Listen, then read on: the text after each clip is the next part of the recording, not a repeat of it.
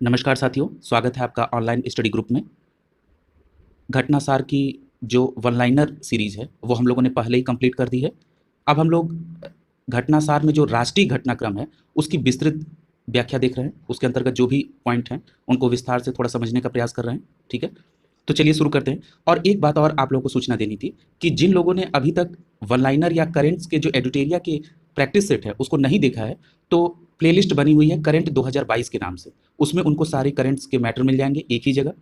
इसी प्रकार से अलग से हिस्ट्री की बनी हुई है, इसी प्रकार अलग से पॉलिटी की भी प्लेलिस्ट बनी है, जिसमें वो एक ही जगह पे सारे वीडियो मिल जाएंगे और आप अपने पोर्शन को कंप्लीट कर लीजिए। चलिए शुरू करते हैं आज का सेशन। पहला पॉइंट है कि 2023 G20 शिखर सम्मेलन के लिए सचिवालय, यानी 2023 में G20 शिखर सम्मेलन की अध्यक्षता भारत करेगा।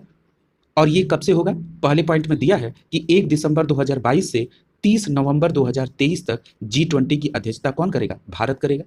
और G20 सम्मेलन 2023 ये 18वां संस्करण होगा। ठीक है? यानी 2023 का जो संस्करण जो जिसकी अध्यक्षता भारत करेगा, वो 18वां संस्करण होगा और ये भारत में आयोजित किया जाएगा। परीक्षा के दृष्टिकोण से ये पॉइंट बहुत महत्वपूर्ण है। अगला देखिए, कह रहा है कि इसकी तैयारी के लिए केंद्रीय मंत्रिमंडल ने G20 सचिवालय और इसकी रिपोर्टिंग संरचनाओं की स्थापना को 15 फरवरी को मंजूरी दे दी। यानी कि G20 शिखर सम्मेलन की अध्यक्षता भारत करेगा 2023 में। इसके लिए सचिवालय की स्थापना G20 और अन्य जो भी रिपोर्टिंग संरचनाएं हैं, उनकी स्थापना की मंजूरी कैबिनेट से मिल चुकी है। अगला है, G20 सचिवालय को प्रधानमंत्री की अध्यक्षता वाली एक समिति निर्देशित करेगी। यानी कि G20 को निर्देशन कौन करेगा? एक समिति है जिसकी अध्यक्षता प्रधानमंत्री करेंगे और उस समिति में सदस्य के तौर पर वित्त मंत्री, गृह मंत्री, विदेश मंत्री और G20 के शेरपा पीयूष गोयल शामिल होंगे। याद रखिएगा कि G20 के शेरपा कौन बने हैं? वो पीयूष गोयल है। ये पॉइंट भी परीक्षा के दृष्टिकोण से बहुत महत्वपूर्ण है। आगे देखिए, कह रहा है कि G20 सचिवालय की क्या जिम्मेदारी होगी? तो G20 सचिवालय जो है, वो आगामी G20 प्रेसिडेंसी के संचालन के लिए जो भी आवश्यक नीतिगत निर्णय होंगे या व्यवस्थाओं का कैसे क्रियान्वयन किया जाए, इसकी जिम्मेदारी G20 सचिवालय की होगी। ठीक है? अगले पॉइंट में देखते हैं। कह रहा है कि 2021 में G20 शिखर सम्मेलन रोम, इटली में हो रहा है। ठीक है? तो याद रखिएगा कि जो पिछली बार G20 2021 में हुआ, वो कहाँ पे हुआ? रोम, इटली में हुआ। इस वर्ष 2022 का G20 सम्मेलन कहाँ पे होगा? बाली, इंडोनेशिया में। और 2023 का जो G20 शिखर सम्मेलन है, जो 18वां संस्करण है, वो कहाँ पे होगा? नई दिल्ली में। इस प्रकार देखा जाए तो 2022 का जो G20 शिखर सम्मेलन है, वो 17वां सम्मेलन हुआ और 2021 का जो सम्मेलन था G20 का, वो 16वां संस्करण था। तो इस प्रकार आप संस्करण को भी कोरिलेट करते हुए चलेंगे, क्योंकि कई बार ऐसा पूछ देता है कि 2022 में, हाल ही में 2022 में हुए G20 शिखर सम्मेलन कौन सा संस्करण था? ठीक है? तो जब 2023 का संस्करण 18वां होगा, तो 22 का 17 और 21 का 16वां हो जाएगा। ठीक है? आगे देखिए, कह रहा है कि नई दिल्ली में यह सचिवालय काम करेगा और इसकी अवधि कब तक रहेगी? तो फरवरी 2024 तक यह सचिवालय एग्जिस्ट करेगा। अगला पॉइंट है फेथ 2035 विजन दस्तावेज। आइए इसको समझते हैं। इस फेथ का फुल फॉर्म क्या है? Federation of association in Indian tourism and hospitality. ये 16 फरवरी 2022 को फेथ 2035 विजन दस्तावेज जारी किया गया। अब आइए समझते हैं कि इस दस्तावेज में क्या क्या चीजें हैं। दस्तावेज में 2035 तक भारतीय पर्यटन को दुनिया का एक पसंदीदा और प्रिय बनाने का लक्ष्य निष्पादन पथ शामिल है। यानी आपसे प्रश्न इस तरह भी पूछ सकता है कि फेथ 2035 का संबंध किस से है? तो उसमें दिया रहेगा कि तमाम अलग अलग चीज़ों के साथ एक विकल्प दिया रहेगा कि भारतीय पर्यटन को दुनिया में पसंदीदा बनाना या भारतीय पर्यटन के उत्थान के लिए, ठीक है, योजनाएं बनाना। ये चीज़ संबंधित है किससे? दस्तावेज 2035 से। ठीक है?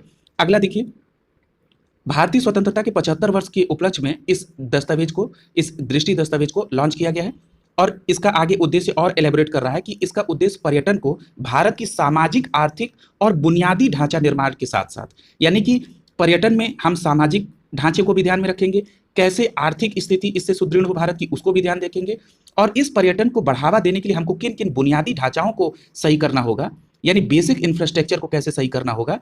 इसके इन बातों का ध्यान रखते हुए हमें एक बात और ध्यान रखनी होगी वर्तमान परिप्रेक्ष्य में, कि वो टिकाऊ और समावेशी पारिस्थितिक तंत्र का एक आदर्श मॉडल हो। ऐसा ना हो कि हम कुछ ऐसा इंफ्रास्ट्रक्चर क्रिएट कर दें जिससे हमारे पारिस्थितिक तंत्र पर कोई प्रतिकूल प्रभाव पड़ जाए।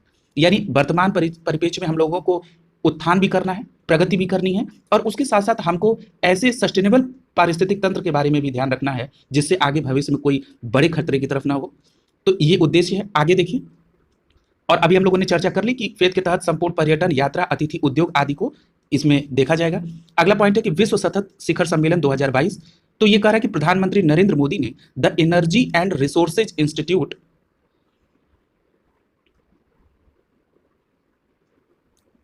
इंस्टीट्यूट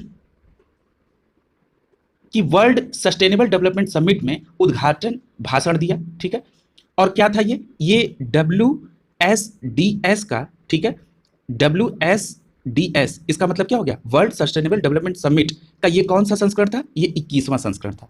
कब आयोजित हुआ, 16 से 18 फरवरी 2022 को आयोजित हुआ। इस अवसर पर डोमिनियन गणराज्य के राष्ट्रपति लुइस अभी नादर, गुयाना के सह गणराज्य अध्यक्ष मोहम्मद इरफान सिंह, ये सभी लोग, और संयुक्त राष्ट्र के उप महासचिव अमीना जे मोहम्मद और भूपेंद्र यादव भारत के मंत्री, ये सभी लोग मौजूद थे। ये कोई बहुत इंपॉर्टेंट परीक्षा के दृष्टिकोण से नहीं है। ठीक है, अब यहाँ देखिए, ये इंपॉर्टेंट टॉपिक है, मतलब इस फैक्ट है। इस वर्ष का जो शिखर सम्मेलन हुआ, इसकी विषय क्या रखा गया है, परिस्थिति अनुकूल ग्रह की ओर एक सतत और न्याय संगत भविष्य सुनिश्चित करना। ठीक है, यानी क्या कह रहा है कि इस सम्मेलन का, अभी हम लोगों ने इस पर चर्चा की ना, कि इस सम्मेलन का विषय क्या है, कि परिस्थिति अनुकूल ग्रह की ओर। ठीक है, यानी ऐसे ग्रह की ओर चले जहां पर परिस्थितियां अनुकूल हो। इसके लिए क्या करना पड़ेगा, एक सतत और न्यायसंगत भविष्य सुनिश्चित करना पड़ेगा। ठीक है, तो ये इसका क्या था, विषय था इस बार का। ठीक है, आगे देखिए, कह रहा है कि प्रधानमंत्री ने याद दिलाया कि पिछले 20 वर्षों में, यानी जब वो गुजरात के मुख्यमंत्री भी थे, तो उन्होंने पर्यावरण और सतत विकास पर एक व्यापक दृष्टिकोण रखा और अब राष्ट्रीय स्तर पर उसको आगे बढ़ा रहे हैं। अगला देखिए, कह रहा है कि प्रधानमंत्री ने इसके पक्ष में एक तर्क दिया कि उन्होंने 7 वर्षों से चल रही एलईडी वितरण योजना के बारे में बताया कि जिससे 220 यूनिट बिजली और 180 अरब टन कार्बन डाइऑक्साइड उत्सर्जन को बचाने में मदद मिली है। ठीक है, अगला पॉइंट देखिए, कह रहा है कि प्रधानमंत्री ने अपने संबोधन में reduce, reuse, recycle, recovery, redesign और रीमैन्युफैक्चरिंग भारत के सांस्कृतिक लोकाचार का हिस्सा बताया। यानी यहां पर 6R के बारे में उन्होंने चर्चा की है।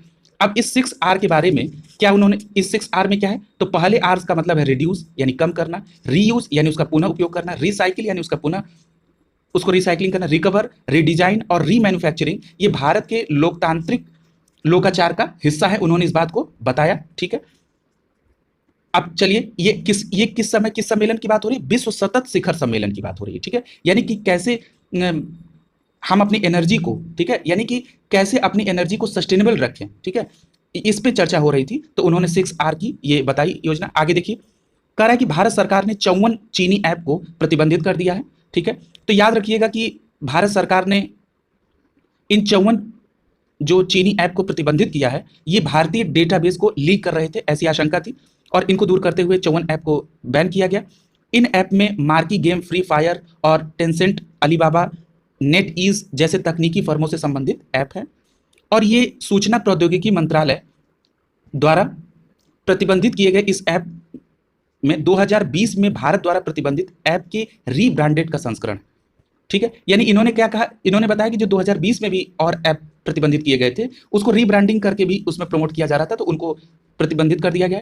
और ये फ्री फायर एक पबजी जैसा एक मोबाइल गेम है ऐप, उसको प्रतिबंधित किया गया है। और ये ऐसा, अभी हमने जिक्र किया था कि ये चीनी ऐप क्या कर रहे थे कि भारतीय यूजर के संवेदनशील डेटा को ट्रांसफर कर रहे थे।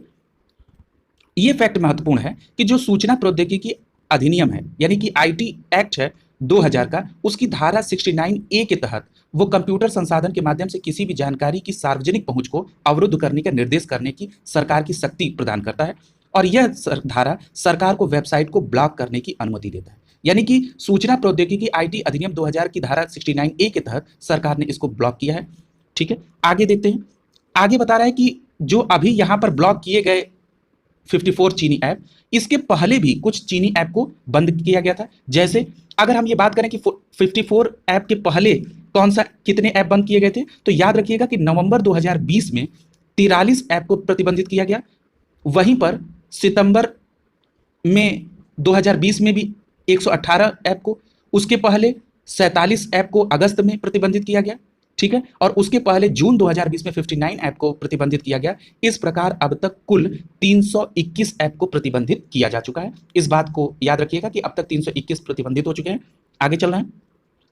कह रहा है कि दुर्गा पूजा को यूनेस्को की अमूर्त सांस्कृतिक विरासत सूची में शामिल किया गया है, और ये कहा गया कि 15 दिसंबर 2021 को अमूर्त सांस्कृतिक विरासत की सुरक्षा के लिए यूनेस्को की अंतर सरकारी समिति, यानी intergovernmental committee for safeguarding of intangible cultural heritage, ठीक है, यानी कि जो इंटर गवर्नमेंटल कमेटी है, उसने क्या कहा, safeguarding of intangible culture heritage को सुरक्षित करने के लिए, यानी जो विरासत है उसको संभालने के लिए इसको 16वें सत्र में कोलकाता की दुर्गा पूजा को मानव की अमूर्त सांस्कृतिक विरासत के प्रतिनिधि के तौर पर सूची में शामिल किया गया।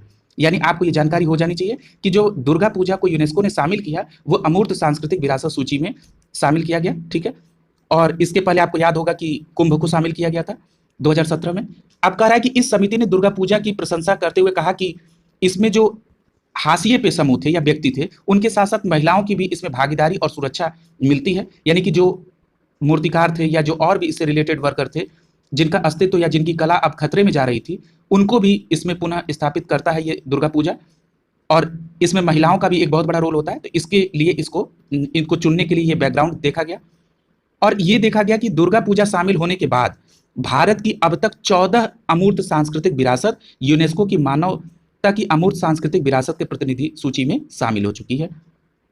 ये फैक्ट बहुत इंपॉर्टेंट है। यानी कि अगर ये पूछ दे कि अब तक कितने अमूर्त सांस्कृतिक विरासत यूनेस्को की मानवता की अमूर्त सांस्कृतिक विरासत के प्रतिनिधि सूची में शामिल किया गया है, तो आपकी संख्या होगी 14, ठीक है। और हाल ही में किसको किया गया, तो आप बताएंगे दुर्गा पूजा को। देखिए आगे दे दिया कि 2017 में कुंभ मेला को और 2016 में योग एवं नवरोज को इस सूची में शामिल किया गया था।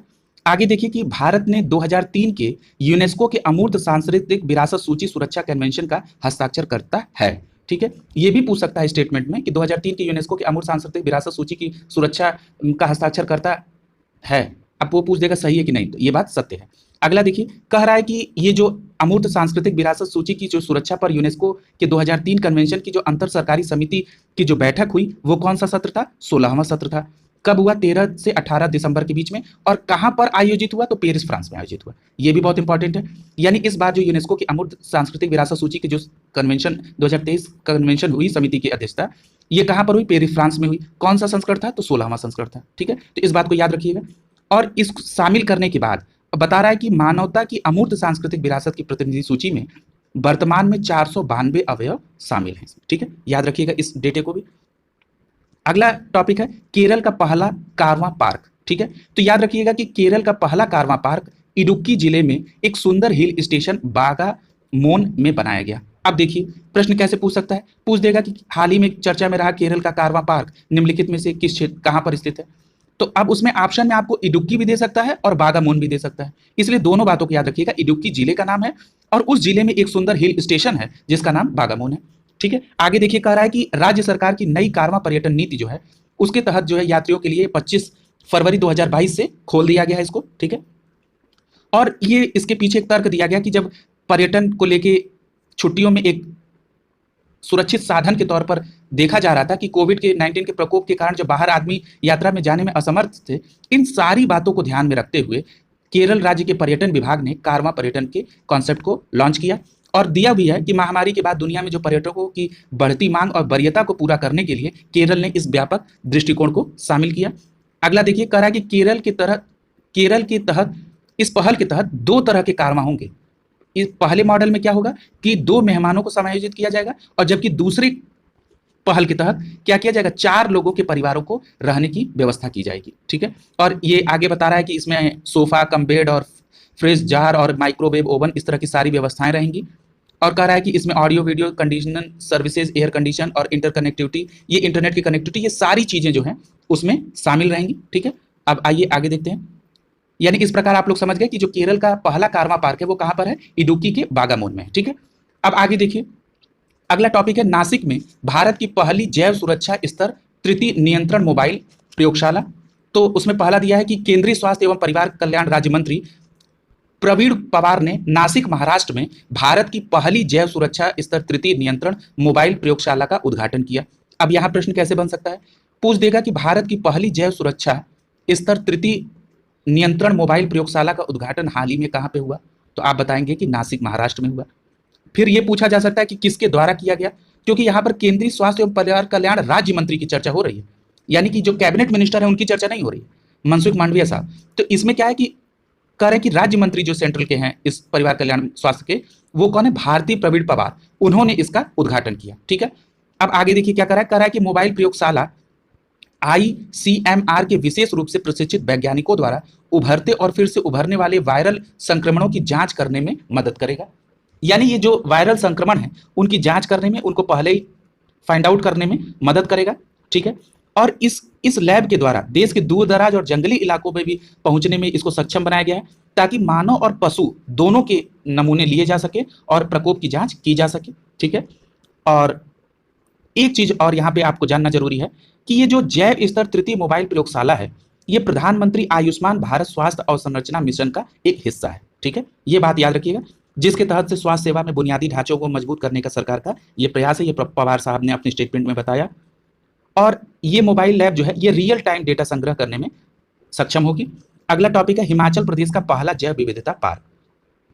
आइए इसको समझते हैं। कह रहा है कि हिमाचल प्रदेश को लुप्त प्राय हिमालयी जड़ी बूटियों के संरक्षण में अपना योगदान देने वाला पहला जैव विविधता पार्क मिला है। ये हिमाचल प्रदेश का पहला जैव विविधता पार्क है, और किस लिए है? तो हिमालयी जड़ी बूटियों आदि को संरक्षण करने के लिए। अब देखिए, यह पार्क मंडी की जंजौहली घाटी और भूलाह घाटी में स्थित है। अब ये प्रश्न क्या पूछ सकता है? पूछ सकता है कि हाल ही में हिमाचल प्रदेश में स्थित बनाया या निर्माण किया गया पहला जैव विविधता पार्क कहाँ पर स्थित है? तो वहाँ मंडी भी एक जगह, डिस्ट्रिक्ट का नाम है, तो ऑप्शन में मंडी भी दे सकता है, और ऑप्शन में बिना हिमाचल प्रदेश का जिक्र किए वो जंजौहली घाटी भी दे सकता है और भूला घाटी भी दे सकता है। और दूसरा प्रश्न भी ये बन सकता है कि हाल ही में चर्चा में रहा जंजौहली घाटी और भूला घाटी निम्नलिखित में से किस राज्य में है? तो आपका जवाब होगा हिमाचल प्रदेश में है। तो यानी कि प्रश्नों को कितने एंगल से बना सकते हैं, इन सारी बातों को दिमाग में रखते हुए हमको टॉपिक को पढ़ना चाहिए। ठीक है, तो यहाँ आप क्लियर कर लेंगे। आगे चलते हैं, और बता रहा है कि 1 करोड़ की लागत के साथ ये प्रदेश के वन विभाग द्वारा राष्ट्रीय हिमालय अध्ययन मिशन के तहत ये जैव विविधता पार्क की स्थापना की गई। यानी वो बता रहे हैं कि जो हिमाचल प्रदेश का जो वन विभाग है उसकी राष्ट्रीय हिमालय अध्ययन मिशन के तहत जो है इस जैव विविधता पार्क की स्थापना की गई। कहाँ की गई? मंडी में, जंजौहली घाटी या भूलाह घाटी में। ठीक है, आगे चलते हैं। कह रहा है कि पार्क का उद्देश्य हिमालय में पाए जाने वाले विभिन्न प्रकार के औषधि जड़ी बूटियों की गहन खोज करना और उनके बारे में शोधकर्ताओं द्वारा नए अवसर का विकास करना, उसके साथ ही साथ पर्यटन गतिविधियों को जोड़ना जो विलुप्त होने के कगार पे है। यानी उस क्षेत्र में पर्यटन काफी डाउन जा रहा है, तो उसको भी बल मिलेगा, और साथ ही जो जड़ी बूटियां हैं उन पे खोज करके कुछ नए अवसर भी उससे बनाए जा सकते हैं। तो इस प्रकार की है, और जैव विविधता को भी बल मिलेगा। ठीक है, तो ये तमाम बातें इसमें बताई गई हैं। और इसका उद्देश्य ये भी है कि शहरी पर्यावरण की गुणवत्ता को बढ़ाना, जैव विविधता को शहर के लोगों से जोड़ना, शिक्षा, सांस्कृतिक संरक्षण आदि का वो मतलब यह नहीं, प्रकृति और जैव विविधता और गुणवत्ता और इनसे कोरिलेटेड करके ये पूरा चीज है। आगे देखिए, कह रहा है कि केरल देश का पहला ग्राफीन इनोवेशन सेंटर है। ठीक है, तो आइए समझते हैं। कह रहा है कि जनवरी 2022 में प्रकाशित रिपोर्ट के अनुसार डिजिटल यूनिवर्सिटी केरल द्वारा शीघ्र ही देश में पहले ग्राफीन इनोवेशन सेंटर की स्थापना की जाएगी। अब डिजिटल यूनिवर्सिटी कहाँ पे? केरल में, एक फैक्ट। दूसरी बात कि ये डिजिटल यूनिवर्सिटी केरल देश का पहला ग्राफीन इनोवेशन सेंटर स्थापित करेगा। यानी प्रश्न ये भी पूछा जा सकता है कि हाल ही में चर्चा में रहा ग्राफीन इनोवेशन सेंटर किस राज्य में स्टैब्लिश किया जाएगा? तो केरल में। किसके द्वारा? तो डिजिटल यूनिवर्सिटी केरल द्वारा। ठीक है, आगे देखिए, इस सेंटर की स्थापना हेतु डिजिटल यूनिवर्सिटी ने centre for materials for electronics technology Thrissur के साथ साझेदारी की है। यानी इसके लिए उन्होंने साझेदारी किसने की? डिजिटल यूनिवर्सिटी केरल ने। किसके साथ की? तो centre for materials for electronics technology CMET Thrissur के साथ साझेदारी की है। और इसमें कह रहा है कि इलेक्ट्रॉनिक और सूचना मंत्रालय ने 86.41 यानी 86.41 करोड़ रुपए की इस परियोजना को मंजूरी दी है। और इसमें केंद्र का जो औद्योगिक हिस्सेदार होगा वो कौन होगा? Tata steel limited. ये पॉइंट भी महत्वपूर्ण है। पूछ सकता है कि हाल ही में चर्चा में रहा देश का पहला ग्राफीन इनोवेशन सेंटर में केंद्र का औद्योगिक हिस्सेदार कौन है? तो आपका जवाब होगा टाटा स्टील लिमिटेड। ठीक है, तो इस बात को याद रखना है। और इसके साथ साथ इस परियोजना में graphene institute, university of management and अन्य औद्योगिक भागीदार भी लेंगे, लेकिन केंद्र का जो औद्योगिक हिस्सेदार है वो कौन होगा? टाटा स्टील लिमिटेड होगा। आगे देखिए, कह रहा है कि इस परियोजना के तहत बायोमेडिकल, रक्षा, इलेक्ट्रॉनिक्स, सेंसर में ग्राफीन 2D सामग्री की वाणिज्यिक और औद्योगिक अनुप्रयोग की श्रृंखला को इसमें देखा जाएगा, इसको विस्तृत किया जाएगा। अगला टॉपिक है अटल सुरंग को दुनिया की सबसे लंबी राज्य सुरंग की मान्यता मिल गई है। ठीक है, आइए समझते हैं। कह रहा है कि 9 फरवरी 2022 को नई दिल्ली की एक ऐतिहासिक समारोह में अटल सुरंग को आधिकारिक तौर पर वर्ल्ड बुक ऑफ रिकॉर्ड्स द्वारा 10,000 फीट से अधिक ऊंचाई पर स्थित दुनिया की सबसे लंबी राजमार्ग सुरंग की मान्यता मिल गई। अब सबसे पहली बात कि ये मान्यता किसने दी? तो world book of records UK द्वारा दी गई। ठीक है, ये यूके है। ठीक है, कह रहा है कि world book of records UK द्वारा ये मान्यता दी गई।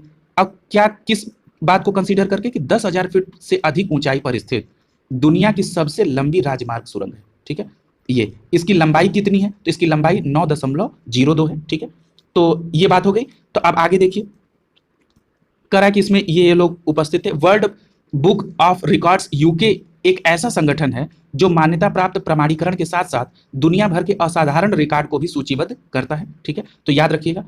अगला दिया है कि बता रहा है उसके बैकग्राउंड को कि ये जो अटल सुरंग है ये 3 अक्टूबर 2020 को प्रधानमंत्री नरेंद्र मोदी द्वारा राष्ट्र को समर्पित किया गया था। ठीक है, तो ये भी उसके स्टैटिक पार्ट को याद रख लीजिए कि 3 अक्टूबर 2020 को इस अटल सुरंग को राष्ट्र को समर्पित किया था। अभी हमने चर्चा की थी कि इसकी लंबाई कितनी है, 9.02 है। ठीक है, और ये सामरिक तौर पर महत्वपूर्ण है और ये अटल सुरंग जो है वो रोहतांग दर्रे से होकर गुजरता है। ये दोनों बातें महत्वपूर्ण हैं। इसकी लंबाई स्टेटमेंट में भी दे सकता है, ऑप्शन में भी दे सकता है, डायरेक्ट फैक्ट के तौर पर।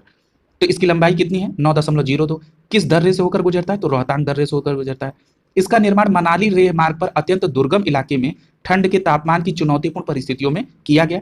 और याद रखिएगा कि ये सुरंग जब नहीं बना था तो ये राजमार्ग जो है वो 6 महीने सर्दियों में बंद रहता था, इससे भी निजात मिल गई। और इस प्रकार हम लोगों ने ये पढ़ लिया कि अटल सुरंग को दुनिया की सबसे लंबी राजमार्ग सुरंग के तौर पर मान्यता मिल गई है।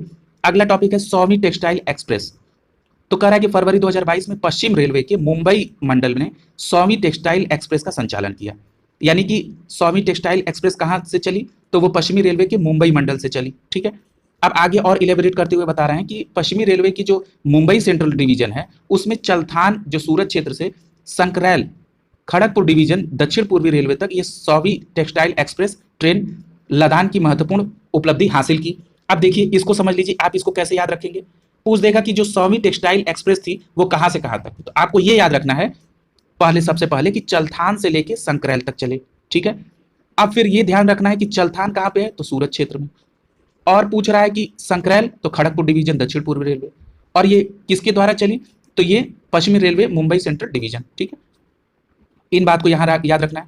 और एक बात और याद रखिएगा कि रेल और कपड़ा राज्य मंत्री दर्शन जरदोश द्वारा ऐसी पहली जो टेक्सटाइल पार्सल ट्रेन थी वो सितंबर 2021 में उधना सूरत से रवाना किया गया था। ठीक है, यानी कि सितंबर 2021 में पहली जो टेक्सटाइल पार्सल ट्रेन थी वो उधना सूरत से रवाना हुई, और जो सौवीं टेक्सटाइल एक्सप्रेस है वो पश्चिमी रेलवे के मुंबई सेंट्रल डिवीजन से चलथान से संकरैल तक रवाना की गई। ठीक है, तो इन बातों को याद रखिएगा।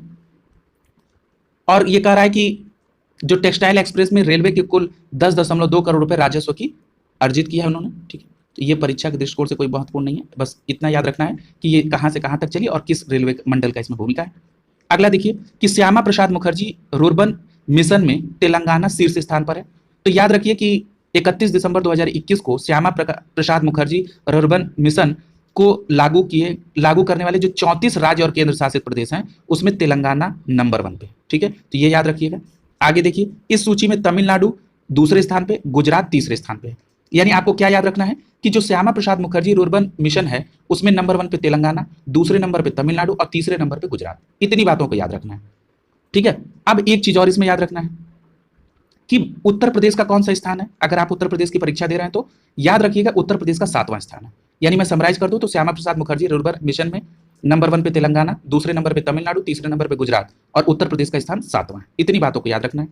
आगे देखिए, इस सूची में सबसे निचले स्थान पर यानी 34वें स्थान पर पश्चिम बंगाल है, ये भी इंक्लूड कर लीजिए उसमें। अब ये हो गया। अब देखिए इसमें क्या कह रहा है कि क्लस्टर रैंकिंग में रयालकल क्लस्टर जो तेलंगाना से संबंधित है वो शीर्ष पे रहा। ठीक है, अब अगर बात करें जुक्कल क्लस्टर की तो ये स्कोर के साथ दूसरे स्थान पर रहा, और तीसरे स्थान पर मुरमुंडा क्लस्टर रहा। ठीक है, और जो छत्तीसगढ़ से संबंधित है, और चौथे स्थान पर एबावक मिजोरम का रहा, और वानिया मुंडी जो है वो तमिलनाडु से संबंधित है, ये 5वें स्थान पर रही। तो आपको इसमें 3 याद रखना है। ठीक है, क्लस्टर रैंकिंग में नंबर 1 पे किसको आपने देखा था, तो रयाकल क्लस्टर को देखा। दूसरे नंबर पे किसको देखा आपने, तो जुक्कल क्लस्टर तेलंगाना को देखा। तीसरे नंबर पे आपने किसको देखा, तो मुरमुंडा क्लस्टर छत्तीसगढ़ को देखा। ठीक है, इन 3 को ही याद रखिए केवल। ठीक है, जो याद रह सके। ठीक है, क्लस्टर में ये 3 को क्लस्टर को। ठीक है, तो इस प्रकार हम लोगों ने इसको देख लिया। और बता रहे हैं कि वर्ष 2016 में श्यामा प्रसाद मुखर्जी रुर्बन मिशन ग्रामीण विकास मंत्रालय भारत सरकार द्वारा शुरू किया गया। तो ये भी पूछ सकता है कि इस योजना की शुरुआत कब हुई, तो आपका जवाब होगा 2016 में किया गया। और उद्देश्य क्या था कि ग्रामीण क्षेत्रों की आर्थिक, सामाजिक और भौतिक बुनियादी ढांचा को मजबूत करना इसका उद्देश्य था। अगला टॉपिक देखिए, बायोमेडिकल इनोवेशन और उद्यमिता पर ICMR/DHR नीति। आइए समझते हैं ये क्या है। तो कह रहा है कि चिकित्सा, दंत चिकित्सा और पैरामेडिकल संस्थानों में चिकित्सा पेशेवरों चिकित्सा पेशेवरों का मतलब आप ऐसे समझ लीजिए कि जो मेडिकल प्रोफेशनलिस्ट होते हैं, ठीक है, जो मेडिकल से संबंधित जो जिनके पास योग्यताएं होती हैं विशेष, उनकी बात कर रहा है। वैज्ञानिकों और तकनीशियनों के लिए एक केंद्रीय स्वास्थ्य मंत्रालय ने बायोमेडिकल इनोवेशन और उद्यमिता पर आईसीएमआर डीएचआर नीति को लागू किया है। ठीक है, समझ में आ गई। अब आगे देखिए इसमें क्या है। इसके तहत भारत सरकार के make in India, startup India और आत्मनिर्भर भारत को बढ़ावा देकर एक बहुविशेषज्ञ सहयोग का आश्वासन देगा। और याद रखिएगा, जो ये केंद्रीय स्वास्थ्य और परिवार कल्याण मंत्री हैं मनसुख मांडविया जी, ये सेंट्रल में मिनिस्टर हैं, इन्होंने इसको लॉन्च करते हुए कहा, 24 फरवरी 2022 को लॉन्च किया, और इन्होंने कहा कि यह नीति बहु अनुशासनात्मक सहयोग सुनिश्चित करेगी।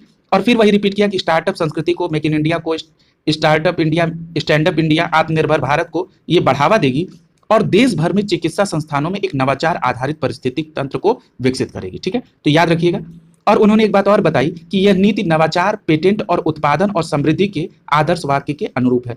यानी क्या कह रहे हैं, उन्होंने ये कहा कि ये जो बायोमेडिकल इनोवेशन और उद्यमिता पर जो आईसीएमआर डीएचआर नीति है, ये नीति प्रधानमंत्री की एक आदर्श नीति के अनुरूप है। किसके तहत? नवाचार, यानी पहले कुछ खोजिए, पेटेंट, यानी फिर उसके बाद पेटेंट करवाइए, उसके बाद उत्पादन प्रारंभ करिए और उसकी समृद्धि, फिर उसके बाद समृद्धि हासिल करिए।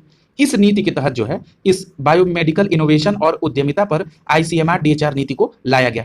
मोटा मोटा समझ लीजिए कि जो मेडिकल से संबंधित जो भी इक्विपमेंट है या जो भी चीज़ है, उनको कैसे उस पर नई खोज की जाए, उसको कैसे उस पर स्टार्टअप लगाए जाए और फिर उसको कैसे उत्पादन करके भारत को उस क्षेत्र में और आत्मनिर्भर बनाया जाए, इसके लिए ये नीति आई है जिसका नाम है उद्यमिता पर आईसीएमआर और डीएचआर नीति। ठीक है, ये एक सरल भाषा में है। ठीक है, अब आगे उसमें एक ये फैक्ट दे रहा है, ये परीक्षा के दृष्टिकोण से इंपॉर्टेंट नहीं है। ठीक है, आगे देखते हैं।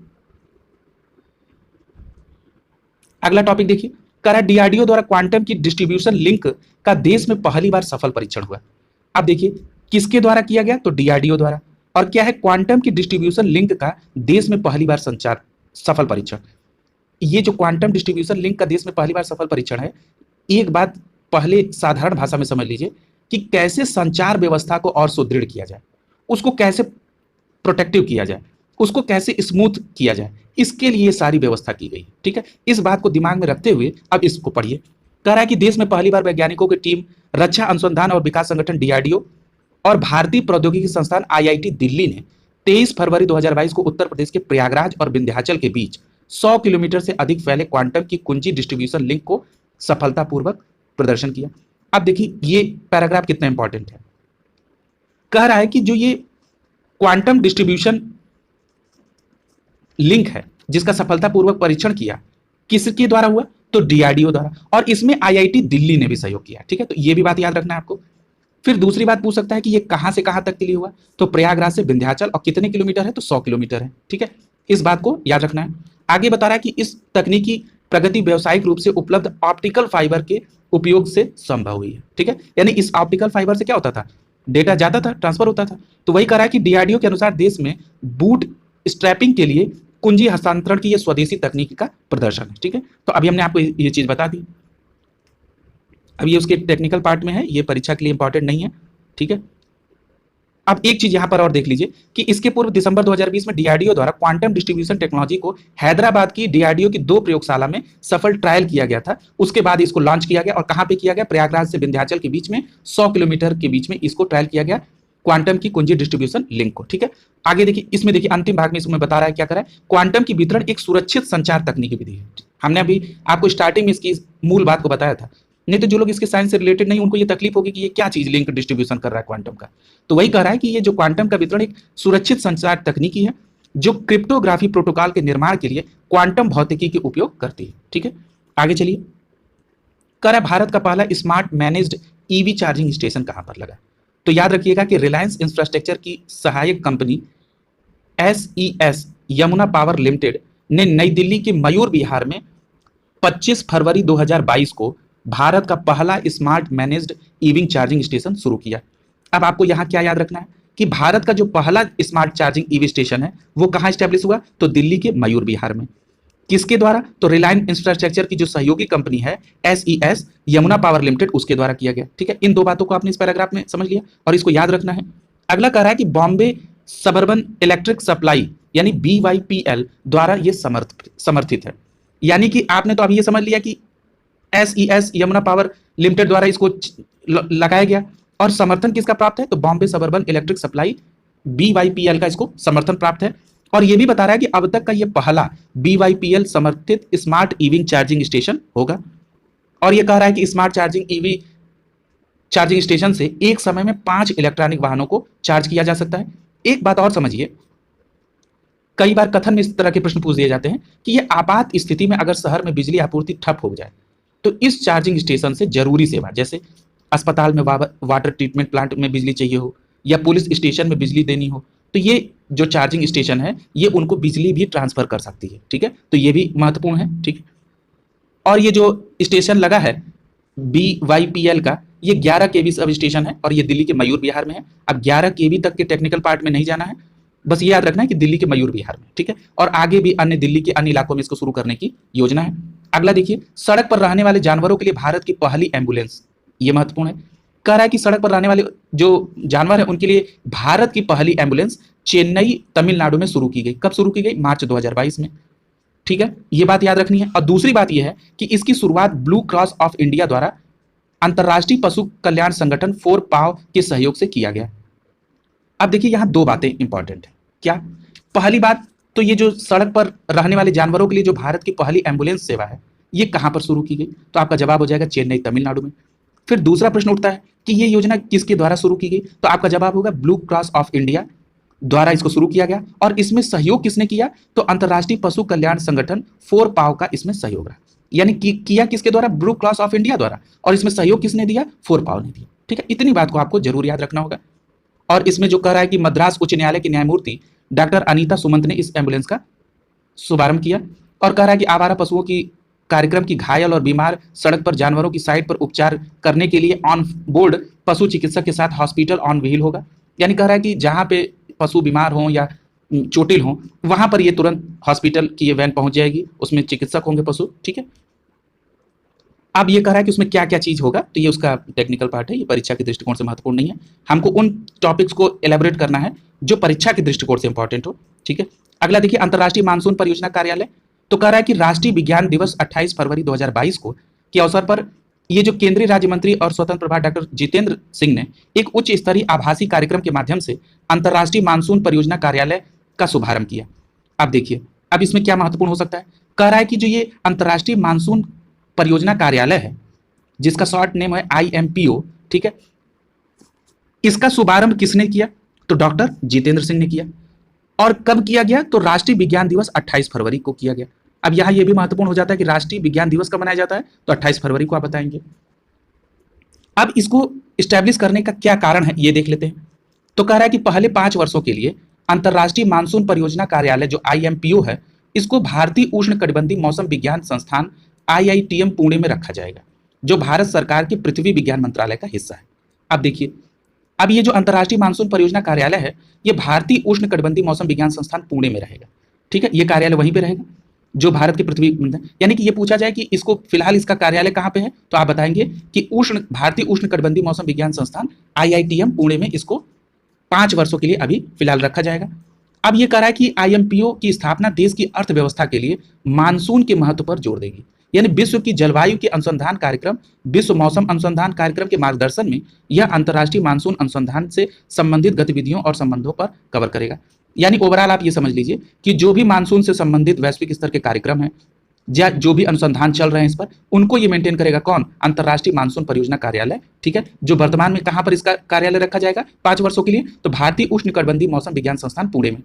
अब देखिए यहां से एक प्रश्न भी बन सकता है, केवल ये स्टैटिक पार्ट बना दे कि भारतीय उष्णकटिबंधीय मौसम विज्ञान संस्थान निम्नलिखित में से कहां पे है, तो आपको पुणे। तो ये देखिए करंट से ही है रिलेट होगा, ये भले ही एक स्टैटिक पार्ट है लेकिन ये करंट से ही रिलेटेड हो रहा है, तो ये भी याद रखिएगा। आगे कह रहा है कि अमर जवान ज्योति का नेशनल वार मेमोरियल का विलय कर दिया गया। तो देखिए कह रहा है कि 50 साल से राष्ट्रीय राजधानी दिल्ली में जो इंडिया गेट है उस पर अमर जवान ज्योति का राष्ट्रीय युद्ध स्मारक ज्योति में 21 जनवरी को सम्मान समारोह पूर्वक विलय कर दिया गया। और इस कार्यक्रम की अध्यक्षता किसने की, तो ये एकीकृत रक्षा स्टाफ प्रमुख एयर मार्शल बलभद्र राधाकृष्णन द्वारा की गई। यानी कह रहा है कि जो 50 साल से राजधानी की दिल्ली में इंडिया गेट पर जो अमर जवान ज्योति थी, उसका राष्ट्रीय युद्ध स्मारक ज्योति में विलय कर दिया गया 21 जनवरी को। और इसकी अध्यक्षता की किसने की कार्यक्रम की? तो मार्शल बलभद्र राधाकृष्णन द्वारा की गई। अब आगे इसको और देखते हैं। बता रहा है कि विश्व युद्ध में प्राणों की आहुति देने वाले जो भारत ब्रिटेन के जो 70,000 सैनिक थे, उनकी याद में 1931 में इंडिया गेट का उद्घाटन किया गया। अब देखिए इंडिया गेट के बैकग्राउंड से ये बात शुरू हो रही है। यानी इंडिया गेट 1931 में स्टैब्लिश किसके? तो जो विश्व युद्ध में जो 70,000 सैनिक भारत ब्रिटेन के हुए थे, सही, उनकी याद में इसको किया गया। और जो ये वहां ज्योति जलती थी, अमर जवान ज्योति जलती थी, ये 1971 में जो भारत पाकिस्तान का युद्ध हुआ उसके उपलक्ष्य में इसको स्टैब्लिश की गई थी, उनके श्रद्धांजलि में। और ये इसका जो उद्घाटन किया था उस समय इंदिरा गांधी ने 26 जनवरी 1972 को किया था। इस बात को भी याद रखिएगा, ठीक है। अगला देखिए, वहां पर राष्ट्रीय युद्ध स्मारक का निर्माण केंद्र सरकार ने 2019 में किया था। यानी कि एक युद्ध स्मारक का निर्माण भी केंद्र सरकार ने किया 2019 में, जिसमें 1947 से आजादी तक, मैंने 1947 में देश की आजादी के बाद अब तक जितने भी शहादत हो चुके हैं उनकी एक संख्या भी है 26,466। उन सभी जवानों के सम्मान पूर्वक निर्मित न, यानी कि उसमें नाम भी उनके निर्मित है, ठीक है। और वहां पर उसी युद्ध स्मारक में इस अमर जवान ज्योति को उसमें सम्मिलित कर दिया गया। याद रखिएगा कि 25 फरवरी 2019 को प्रधानमंत्री ने इस स्मारक का उद्घाटन किया था, ठीक है। और इस मेमोरियल में 4 चक्र लगे। कौन कौन से? अमर चक्र, वीर चक्र, त्याग चक्र और रक्षा चक्र, ठीक है, ये भी याद रखना है। और ये जो अमर चक्र है, इस पर 15.5 मीटर ऊंचा एक स्मारक स्तंभ है और इसी में अमर ज्योति जलती है, ठीक है। आपने देखा होगा कि वार मेमोरियल में जब जाते हैं राष्ट्र प्रधानमंत्री या रक्षा मंत्री, तो वहां पे एक ऊपर पिलर टाइप का बना है, तो वो अमर चक्र पर ही बना है और उसकी ऊंचाई जान लीजिए 15.5 मीटर है और इसी में अमर ज्योति जलती रहती है, ठीक है। और सुरक्षा चक्र जो है उसमें 600 पेड़ लगे हैं और ये देश की रक्षा में तैनात जवानों को दर्शाते हैं। यानी वो जो पेड़ है ना, वो देश की रक्षा में तैनात जवानों के को रिप्रेजेंट करते हैं कि ये जवान तैनात है 600, ठीक है। तो आगे देखिए, कह रहा है कि इस नेशनल वॉर मेमोरियल में 21 परमवीर चक्र पुरस्कार विजेताओं की कांस्य मूर्ति भी, प्रतिमा भी लगी हुई है, ठीक है। और ये 1971 की श्रद्धांजलि के लिए ये हम लोगों ने इसकी चर्चा कर दी है, ठीक है। अब आगे चलते हैं। अब वो बता रहा है कि यहाँ पे 19 ये जो हम लोगों ने अमर जवान ज्योति को नेशनल वॉर मेमोरियल में जो विलय हुआ है वो एक उनको सम्मान भी दिया गया और बढ़ा सम्मान उनका। अगला है कि भारत का पहला जिला सुशासन सूचकांक जम्मू कश्मीर में लॉन्च हुआ। तो याद रखिएगा, जम्मू कश्मीर के विकास के लिए केंद्र सरकार ने 3 वर्षों में महत्वपूर्ण कार्य किए और इस कड़ी में केंद्र सरकार ने जम्मू कश्मीर में गुड गवर्नेंस इंडेक्स यानी सुशासन सूचकांक को लॉन्च किया। और ये लॉन्च किसने किया? तो 22 जनवरी को केंद्रीय गृह मंत्री अमित शाह द्वारा लॉन्च किया गया। और ये केंद्र शासित प्रदेश के लिए अपनी तरह का पहला सूचकांक होगा, यानी यूटी के लिए इस तरह का पहला सूचकांक लॉन्च किया गया जो जम्मू कश्मीर में। और कह रहा है department of administrative reforms and public grievance ने यूनियन सेक्रेटरी श्रीनिवास ने जम्मू कश्मीर की डिस्ट्रिक्ट गुड गवर्नेंस इंडिया की पहली कॉपी जम्मू एंड कश्मीर के मुख्य सचिव अरुण कुमार मेहता को सौंप दी। ये पाठ परीक्षा के दृष्टिकोण से महत्वपूर्ण नहीं है, ठीक है।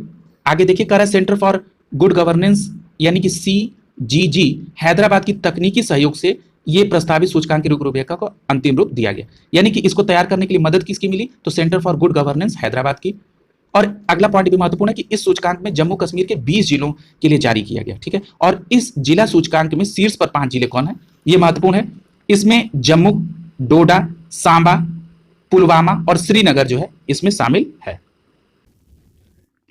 यानी क्या बताया गया कि इस सूचकांक में जम्मू कश्मीर के 20 जिले शामिल हैं, लेकिन इस सुशासन सूचकांक में जो शीर्ष 5 जिले हैं उसमें कौन कौन है? जम्मू कश्मीर, डोडा, सांबा, पुलवामा और श्रीनगर, ठीक है। इस बात को याद रखना है आपको।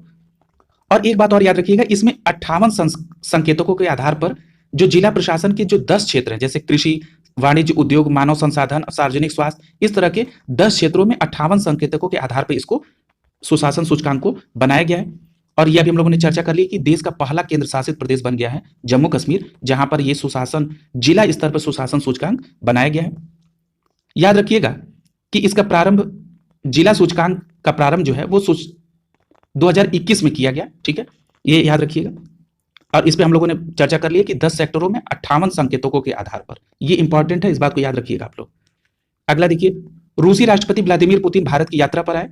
तो कह रहा है कि भारत और रूस के बीच में द्विपक्षीय शिखर वार्ता 6 दिसंबर 2021 को संपन्न हुई। और इस 21वीं, यानी ये जो वार्ता हुई, ये 21वीं शिखर वार्ता के लिए रूसी राष्ट्रपति व्लादिमीर पुतिन 6 दिसंबर को दिल्ली पहुंचे, ठीक है। और उसी दिन उनकी स्वदेश वापसी भी हुई। दोनों देशों के बीच में जो वार्षिक शिखर वार्ता है, ये क्रम 2000 सन 2000 से चल रहा है, ठीक है। यानी सन 2000 से इसको चलाया जा रहा है। और इस बार जो भारत और रूस के बीच में जो शिखर वार्ता हुई द्विपक्षीय 6 दिसंबर को, वो कौन सी थी क्रम के अनुसार? तो 21वीं थी, ठीक है। आगे चलिए। कह रहा है कि 6 दिसंबर को रूसी राष्ट्रपति व्लादिमीर पुतिन व प्रधानमंत्री नरेंद्र मोदी के बीच शिखर वार्ता से पूर्व दोनों देशों के बीच में 2+2 मंत्री स्तरीय वार्ता हुई। अब ये बता दें कि 2+2 का मतलब क्या है। 2+2 का मतलब यह है कि दोनों देशों के रक्षा मंत्री और दोनों देशों के विदेश मंत्री के बीच की वार्ता, ठीक है। तो इसी को 2+2 कहा जाता है। तो कहा कि 2+2 के तहत विदेश मंत्री और रक्षा मंत्री की बात हुई। और ये फैक्ट बहुत इंपॉर्टेंट दिया है कि जो भारत अब तक ये जो 2+2 वार्ता करता है, किसके साथ? अमेरिका के साथ, जापान के साथ, ऑस्ट्रेलिया के साथ। अब ये चौथा देश होगा रूस, जिसके साथ 2+2 वार्ता होगी। ये प्रश्न दे सकता है कि निम्नलिखित में से वह कौन सा देश है जो 2+2 वार्ता में शामिल नहीं है। तो उसमें दे देगा अमेरिका, जापान, ऑस्ट्रेलिया, इंडोनेशिया या चीन, या कोई देश दे देगा। तो याद रखिएगा 4 देश हैं केवल, अमेरिका, जापान, ऑस्ट्रेलिया और रूस। ये चौथा देश बना है रूस, जिनके साथ 2+2 वार्ता हो रही है, ठीक है। अब देखिए 6 दिसंबर को ये आए, उनके पहले जो 2+2 हुई उसमें रक्षा मंत्री राजनाथ सिंह और सर्गेई शोइगु के बीच बात हुई। कई बार ये परीक्षा में पूछ देता है यहां से प्रश्न बना के कि रूस के रक्षा मंत्री का नाम क्या है। तो याद रखिएगा सर्गेई शोइगु है। वहीं विदेश मंत्री भारत के एस जयशंकर और सर्गेई लावरोव वहां के विदेश मंत्री का नाम है। यानी रूस के रक्षा मंत्री का नाम सर्गेई शोइगु और विदेश मंत्री का नाम है सर्गेई लावरोव, ठीक है। यानी इन दोनों लोगों का नाम महत्वपूर्ण है। आगे देखिए, कह रहा है कि दोनों देशों के बीच सैन्य और सैन्य तकनीकी के सहयोग के लिए रूस और भारत के बीच अंतर सरकारी आयोग की बैठक भी इसी के साथ संपन्न हुई। और इसमें क्या हुआ? और इसी के साथ साथ दोनों देशों के बीच में रक्षा, अंतरिक्ष, इस्पात, जहाजरानी, कोयला, पेट्रोलियम, कोविड सहित 28 समझौतों पर हस्ताक्षर हुए। ये इंपॉर्टेंट है, पूछ सकता है कि कितने समझौते पर हस्ताक्षर हुए? तो 28।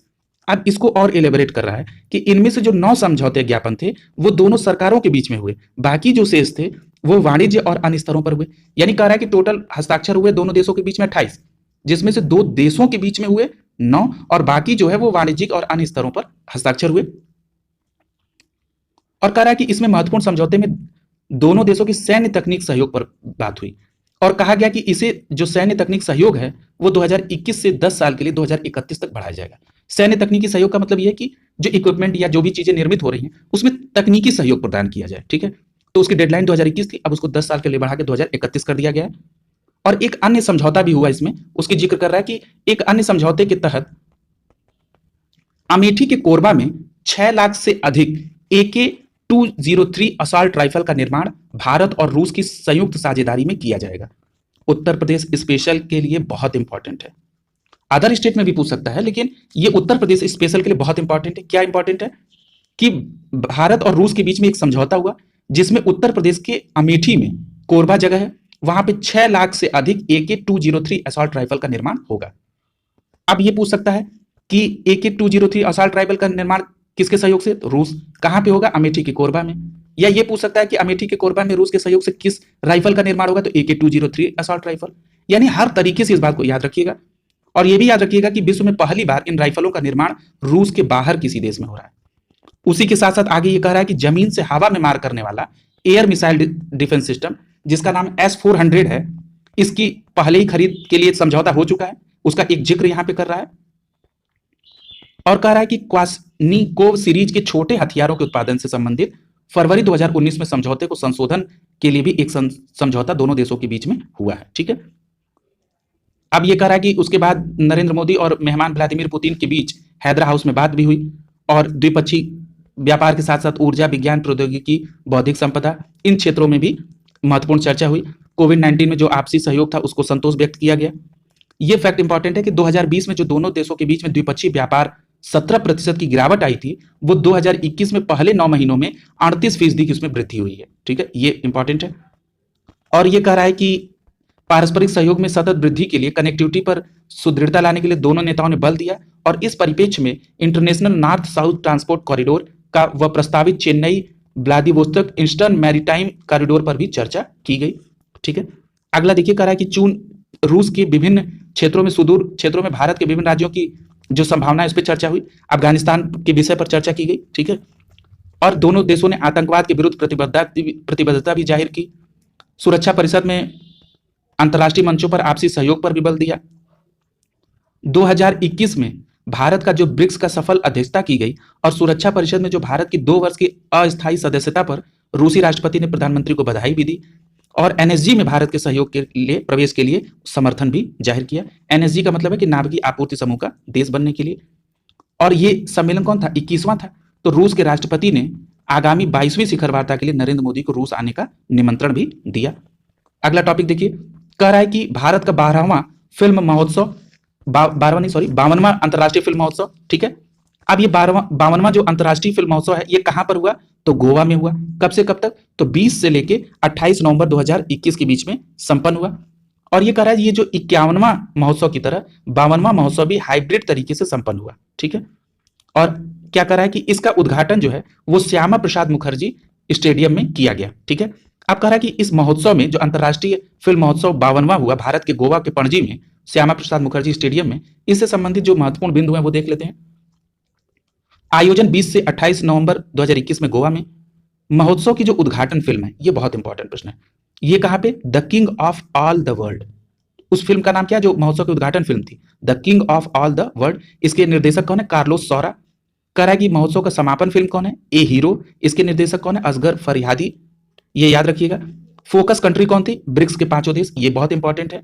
अंतर्राष्ट्रीय ज्यूरी के अध्यक्ष रक्षण बनियतेमण हैं, ये ईरान के थे। और फिल्म पुरस्कार में दी जाने वाली ट्रॉफी कौन सी है? तो स्वर्ण और रजत मयूर। आगे चार्ट में पुरस्कार की चर्चा कर रहा है, आइए चर्चा देख लिया जाए।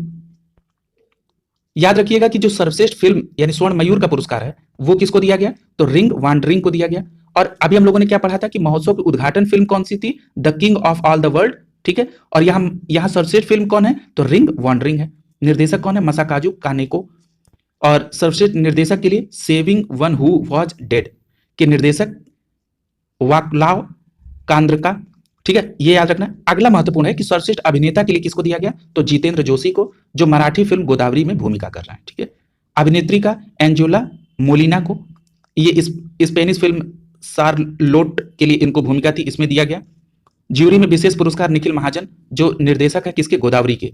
याद रखिएगा ज्यूरी का विशेष पुरस्कार निखिल महाजन को, जो निर्देशक गोदावरी के हैं। ये गोदावरी एक मराठी फिल्म है, ये भी पूछ सकता है। और इसी के लिए अभिनेता, इसी में काम करने वाले अभिनेता जितेंद्र जोशी को भी सर्वश्रेष्ठ अभिनेता का पुरस्कार दिया गया है। और इसके साथ ही साथ ज्यूरी का विशेष पुरस्कार अभिनेत्री रेनाटा कार्बोलोहो को दिया गया, जो ब्राजील से संबंधित है। और किसी निर्देशक की पहली सर्वश्रेष्ठ फिल्म के लिए पुरस्कार जहोरी को दिया गया, जहोरी के लिए दिया गया। निर्देशक है मारी अलेसांद्रिनी, ठीक है। आगे याद रखिए, इसको पॉज करके एक बार देख लीजिएगा। इसमें एक महत्वपूर्ण अंतिम जो 2 हैं उनको जिक्र कर दे रहा हूं कि सिनेमा में जीवन पर्यंत योगदान के लिए जो सत्यजीत राय पुरस्कार दिया गया वो किसको दिया गया? तो हंगेरियन के निर्देशक हैं इस्त्वान स्याजोवो। और अमेरिकी निर्माता कौन है? मार्टिन स्कोरसेस को दिया गया। और एक महत्वपूर्ण बात याद रखिएगा कि Indian film personality of the year Hema Malini और प्रसून जोशी को दिया गया, ठीक है। यानी Indian film personality of the year Hema Malini और प्रसून जोशी को दिया गया। और जो ये पहली फिल्म सर्वश्रेष्ठ फिल्म है जो स्वर्ण मयूर का पुरस्कार रिंग वांडरिंग है, इसको पुरस्कार राशि 40 लाख रुपए मिली है, ठीक है। ये भी बात याद रखना। आगे चलते हैं। स्वच्छ सर्वेक्षण पुरस्कार 2021। तो ये जो स्वच्छ सर्वेक्षण पुरस्कार 2021 है, ये शहरी आवास एवं शहरी मंत्रालय हरदीप सिंह पुरी की उपस्थिति में रामनाथ कोविंद द्वारा ये दिया गया। और ये कब दिया गया? 20 नवंबर 2021 को। और कह रहा है कि स्वच्छ अमृत महोत्सव के नाम से आयोजित इस कार्यक्रम में पुरस्कार दिया गया। यानी जो स्वच्छ सर्वेक्षण पुरस्कार 2021 है, इस कार्यक्रम महोत्सव का नाम क्या था? स्वच्छ अमृत महोत्सव, ठीक है। याद रखिएगा इसमें इंदौर फिर से एक बार सबसे स्वच्छ पुरस्कार का खिताब जीता और ये खिताब वो लगातार 5 वर्ष से जीत रहा है, ठीक है। अगला कह रहा है कि जो ये स्वच्छता पुरस्कार दिए गए हैं ये जनसंख्या के अनुसार दिए गए। जैसे 10 लाख से अधिक जनसंख्या वाले स्वच्छ शहर में नंबर 1 पे इंदौर, दूसरे नंबर पे सूरत और तीसरे नंबर पे विजयवाड़ा। और सबसे अंतिम 48वें नंबर पे कोटा राजस्थान है। इस बात को याद रखना है कि इनकी 10 लाख से अधिक जनसंख्या वाले में सूरत, नंबर 1 पे कौन है? इंदौर है, दूसरे नंबर पे सूरत है, तीसरे नंबर पे विजयवाड़ा, ठीक है। और सबसे अंतिम में कोटा है। 1 लाख से 3 लाख की बात करें तो उसमें नई दिल्ली की एनडीएमसी को प्राप्त हुआ है। और इस श्रेणी में शहरों को जो दूसरा और तीसरा मिला है वो अंबिकापुर छत्तीसगढ़ का और तिरुपति को तीसरा। यानी क्या करा है, जो 1 लाख से 3 लाख जनसंख्या वाले हैं उसमें सबसे स्वच्छतम में दिल्ली को, दिल्ली के एनडीएमसी यानी नेशनल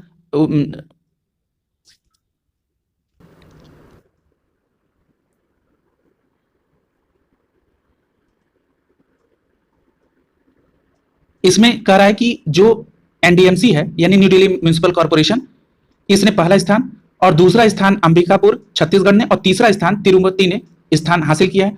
और इसमें सबसे अंतिम पे सासाराम बिहार। ठीक है, ये 1 लाख से 3 लाख वाले में है। 1 लाख से ऊपर यानी कि देखिए अंतिम लिमिट नहीं है, 1 लाख से अधिक यानी उसमें 10 लाख वाले भी शामिल हो गए।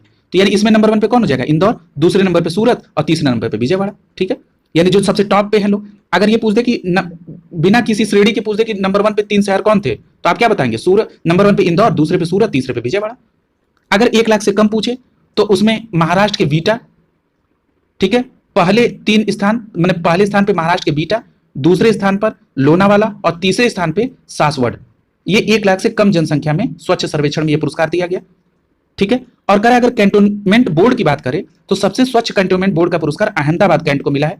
याद रखिएगा कि पिछली बार पहला स्थान जालंधर कैंट का था, लेकिन इस बार किसका हो गया? अहमदाबाद कैंट, और दूसरे स्थान पर मेरठ कैंट है, और तीसरे स्थान पर दिल्ली कैंट। अब ये देखिए उत्तर प्रदेश स्पेशल के लिए महत्वपूर्ण हो गया।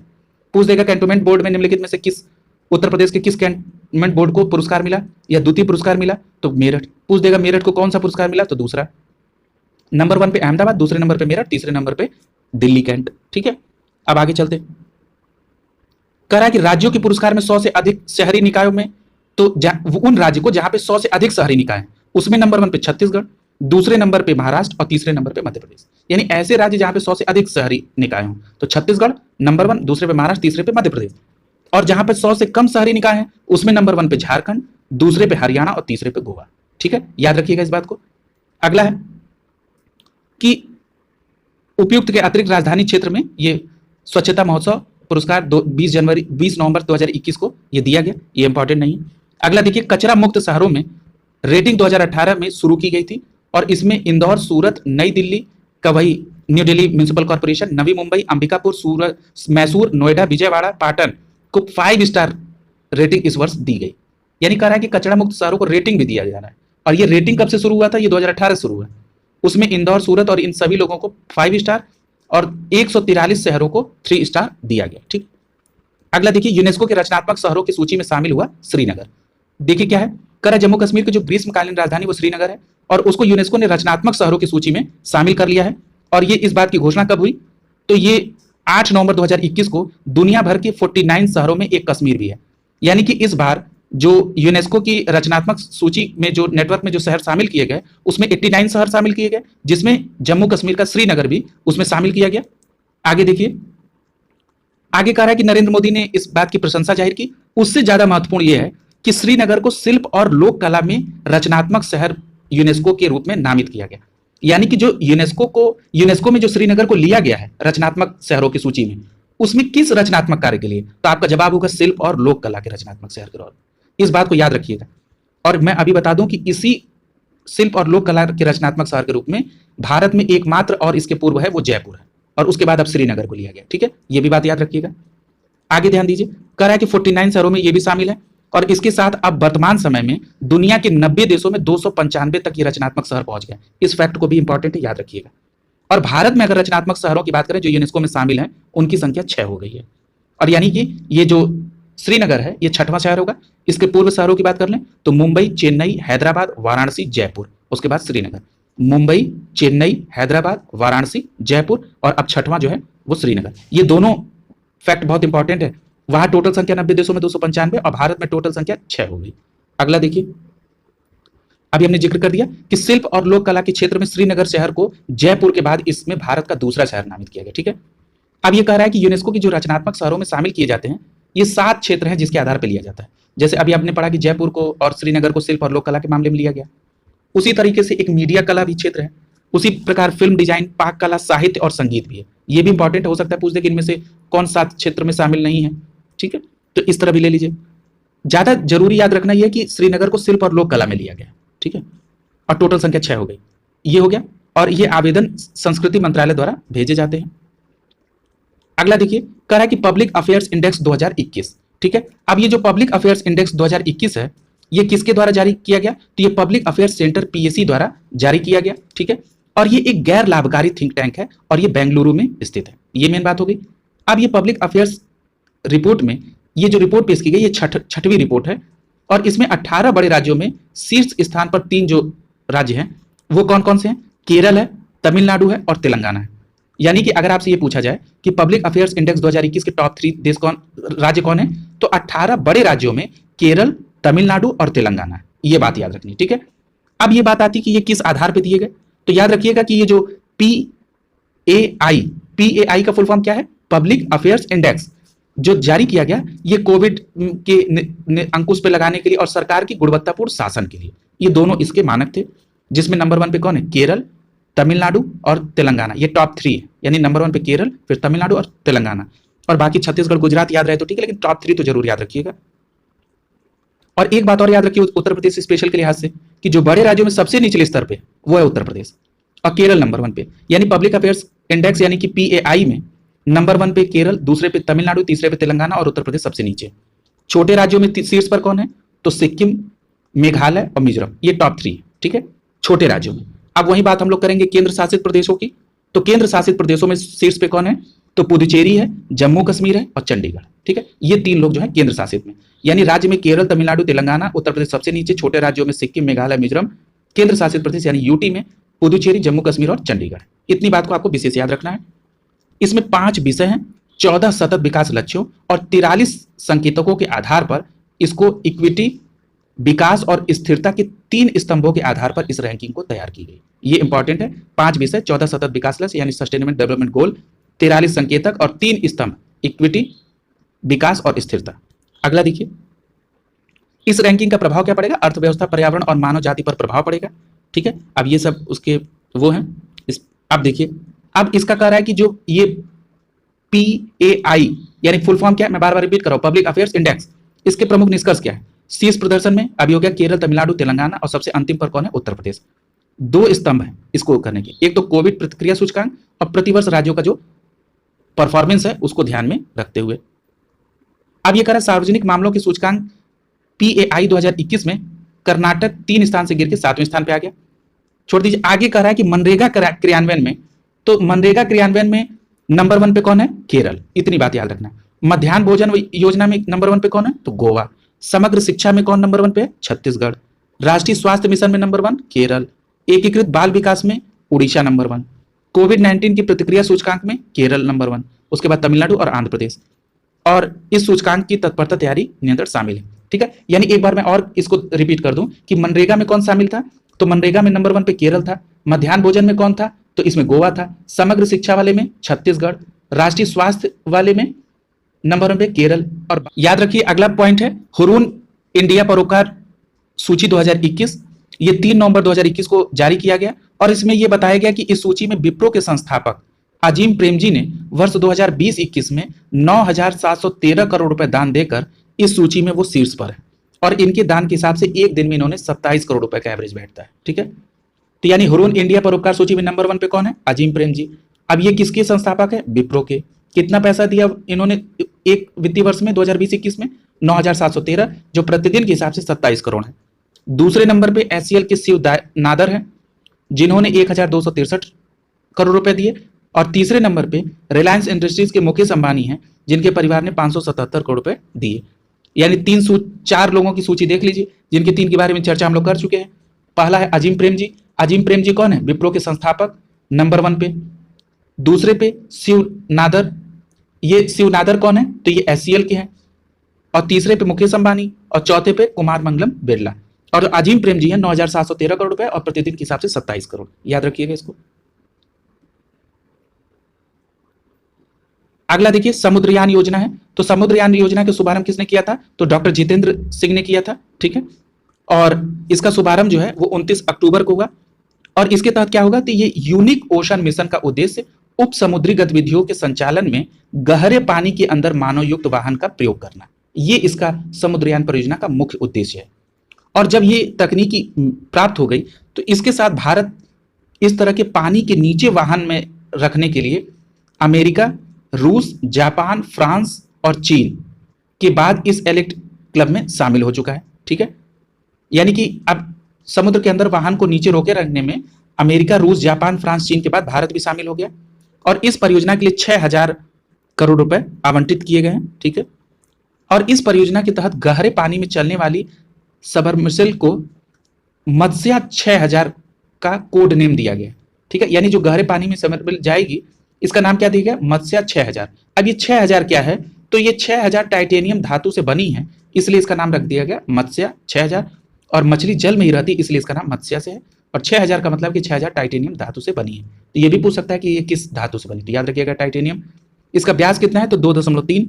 और इस यान में 3 लोग बैठकर समुद्र की गहराई में जाने में सक्षम है। सामान्य स्थिति में ये यान 12 घंटे तक समुद्र की गहराई में रह सकता है। दिसंबर 2024 तक मत्स्य 6000 अपने सभी परीक्षणों के लिए तैयार हो जाएगी। और एक बात और याद रखिएगा कि इसे चेन्नई स्थित national institute of ocean technology द्वारा विकसित किया गया। ये इंपॉर्टेंट है, ये बहुत महत्वपूर्ण इंपॉर्टेंट है, यानी चेन्नई स्थित national institute of ocean technology द्वारा इसको विकसित किया गया। अगला है देवास सहाय पिल्लई को संत की उपाधि दी गई। याद रखिएगा कि ये वेटिकन के पोप फ्रांसिस ने कन्याकुमारी की 18वीं शताब्दी के जन्मे देवा सहायम पिल्लई को संत की उपाधि घोषणा की। किसको मिली संत की उपाधि, देवा सहायम पिल्लई को। किसने दी, तो वेटिकन के पोप फ्रांसिस ने दी। कन्याकुमारी की है, ये 18वीं सदी के हैं। एक बात और याद रखिएगा कि ये पहले ऐसे आम भारतीय ईसाई हैं जिनको इस प्रकार की संत की उपाधि मिली है। ठीक है, इसके पहले इन्हें कोई धार्मिक उपाधि नहीं मिली थी। अगला देखिए, अब ये कह रहा है कि देव सहायम जो है ये 1745 में ये हिंदू से ईसाई बने थे और अपना नाम रखा था लेजरस। ठीक है, और लेजरस और देव सहायम दोनों का अर्थ क्या होता है, ईश्वर जिसकी सहायता करते हैं। ठीक है, तो दोनों का यही है, लेजरस और देव सहाय पिल्लई। याद रखिएगा कि ये भी पूछ सकता है कि देव सहाय पिल्लई का वर्तमान नाम क्या है, तो लेजरस। ठीक है, और इनको ये मिला है, और इनके साथ साथ 6 अन्य लोगों को भी ये मिला है। ठीक है, अब ये हो गया और ये आगे है। चेन्नई मैसूर चेन्नई शताब्दी एक्सप्रेस को एकीकृत प्रबंधन प्रणाली का प्रमाण पत्र मिला। तो याद रखिएगा चेन्नई मैसूर चेन्नई शताब्दी एक्सप्रेस ये एकीकृत प्रबंधन प्रणाली प्राप्त करने वाला दक्षिण रेलवे की ये पहली ट्रेन है।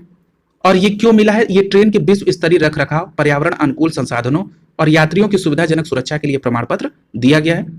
एक बात और याद रखिएगा कि ये पहली शताब्दी ट्रेन है जिसको ये प्रमाण पत्र मिला है, यानी दक्षिण रेलवे की पहली ट्रेन तो हो गई, ये चेन्नई मैसूर चेन्नई शताब्दी पहली शताब्दी है जिसको ये मिला है। और एक बात और यहां ध्यान रखना है कि ये भारतीय रेलवे की दूसरी मेल और एक्सप्रेस ट्रेन है जिसको मिला है ये। तो अब प्रश्न उठता है कि पहली कौन है, तो पहली जो ये प्रमाणित है, ये पहली ट्रेन हबीबगंज हजरत निजामुद्दीन हबीबगंज भोपाल एक्सप्रेस को ये प्रमाण पत्र मिला था। कौन सा, IMS प्रमाण पत्र। ठीक है, अब देखिए, अब ये जो प्रमाण पत्र दूसरी बार चेन्नई मैसूर चेन्नई शताब्दी एक्सप्रेस को मिला है। ठीक है, IMS का मतलब क्या है, इंटीग्रेटेड मैनेजमेंट सिस्टम। ठीक है, अब ये प्रमाण पत्र जो मिला ये ISO 9001 14001 और 45001 मिला है। ठीक है, ये भी बात याद रखिएगा। और ISO 9001 2015 से, 14001 2015 से और 45001 2018 से। ठीक है, तो ये बात यहां रखना है कि चेन्नई मैसूर अगर एक्सप्रेस के मामले में देखा जाए तो दूसरी है, पहली हबीबगंज हजरत निजामुद्दीन भोपाल एक्सप्रेस है। यदि आप शताब्दी के हिसाब से देखेंगे तो पहली है, और दक्षिण रेलवे की बात करेंगे तब भी पहली ट्रेन है। आगे देखिए, लीड्स लॉजिस्टिक इंडेक्स 2021, तो ये वाणिज्य और उद्योग मंत्री पीयूष गोयल द्वारा logistic is across different status 2021 की रिपोर्ट जारी की गई। ये 8 नवंबर को जारी हुई और इसमें राज्य की लॉजिस्टिक क्षमता का आकलन किया गया। अब आइए देखते हैं। और गुजरात को लीड्स 2021 इंडेक्स में प्रथम स्थान प्राप्त हुआ है। ठीक है, 2020 में कोविड-19 के कारण इस लीड्स इंडेक्स को जारी नहीं किया गया था। अब एक बात और यहां महत्वपूर्ण है, आपने ये देख लिया लीड्स 2021 में नंबर 1 पे गुजरात है, दूसरे नंबर पे हरियाणा है, तीसरे नंबर पे पंजाब है। टॉप 3 याद हो गया, पहले पे गुजरात, दूसरे पे हरियाणा और तीसरे पे पंजाब। एक बात याद रखिएगा कि यहां उत्तर प्रदेश का स्थान कौन सा है, तो 6वां स्थान है। ठीक है, और एक बात और याद रखिएगा कि ये 6वें स्थान पर 7 स्थान की छलांग मारकर पहुंचा है, यानी ये 2019 में किस स्थान पे था, 13वें पे, और वर्तमान में किस स्थान पे है, तो 6वें स्थान पे, यानी 7 छलांग मार के ये पहुंचा। ये उत्तर प्रदेश के हिसाब से बहुत इंपॉर्टेंट है। और लीड्स टॉप 3 का याद कर लीजिए, पहले पे गुजरात, दूसरे पे हरियाणा, तीसरे पे पंजाब। ठीक है, और उत्तर प्रदेश का कौन सा स्थान है, 6वां, 7 स्थान ऊपर उठा है, याद रखिएगा ये। अगर पूर्वी राज्यों और हिमालयों केंद्र शासित प्रदेश की बात करें तो जम्मू कश्मीर नंबर 1 पे है, और केंद्र शासित प्रदेशों में दिल्ली शीर्ष पे है। अगर केवल पूर्वोत्तर राज्य की बात करें तो इसमें सिक्किम और मेघालय है। अब उसमें हम लोगों ने वहां पिछले हिमालय केंद्र शासित मिला दिया तो जम्मू कश्मीर नंबर 1 पे हो गया, और फ्रेश तौर पे अगर पूर्वोत्तर की बात करें तो सिक्किम और मेघालय। ठीक है, इसके तहत राज्यों की बुनियादी व्यवस्थाएं और उनकी नीतियों में एक प्रतिस्पर्धा होती है। याद रखिएगा कि हरियाणा को इसमें परिवहन, कार्गो और इन क्षेत्रों में मिला है, ये इंपॉर्टेंट नहीं है।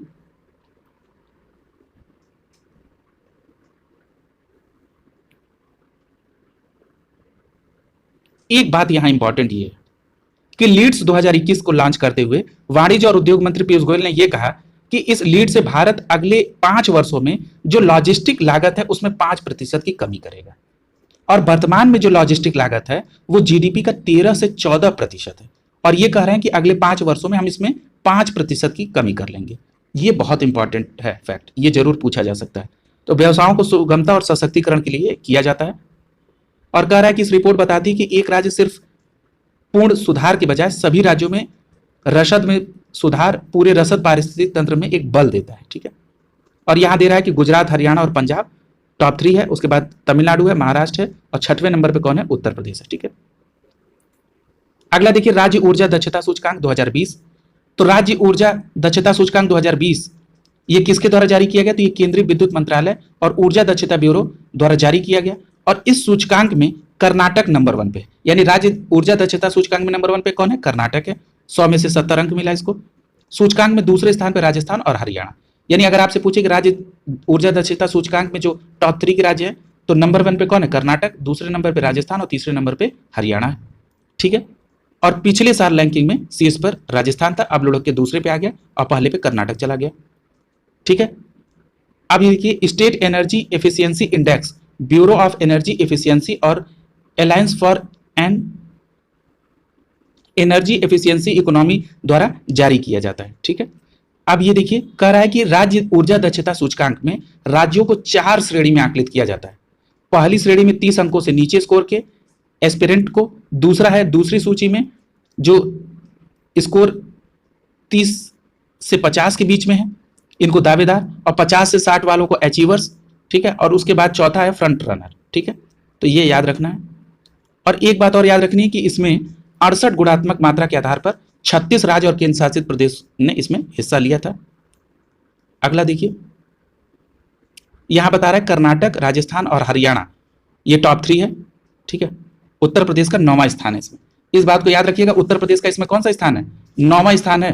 किसमें? राज्य ऊर्जा दक्षता सूचकांक में। एक बार और मैं दिखा देता हूं, नंबर 1 पे कर्नाटक है, दूसरे पे राजस्थान है, तीसरे पे हरियाणा। इतना याद रखिए बस, केवल टॉप 3। और उत्तर प्रदेश कितने पे है? 9वें नंबर पे। अगला देखिए, मैपिंग इंडियाज क्लाइमेट क्लेनरेबिलिटी असेसमेंट 2021। ये क्या है भाई? ये कह रहा है कि ऊर्जा, पर्यावरण और जल परिषद के द्वारा जो है ये जारी किया गया, और इसका नाम क्या रखा गया? शीर्षक क्या रखा गया? Mapping India's climate vulnerability assist ए डिस्ट्रिक्ट लेवल असेसमेंट, ये इसका शीर्षक था। इस रिपोर्ट के तहत पहला क्लाइमेट वल्नरेबिलिटी इंडेक्स भी लॉन्च किया गया, और इस सूचकांक में 640 जिलों का विश्लेषण किया गया है। ठीक है, और इसमें अत्यधिक बाढ़, सूखा और चक्रपात की चपेट में है 463।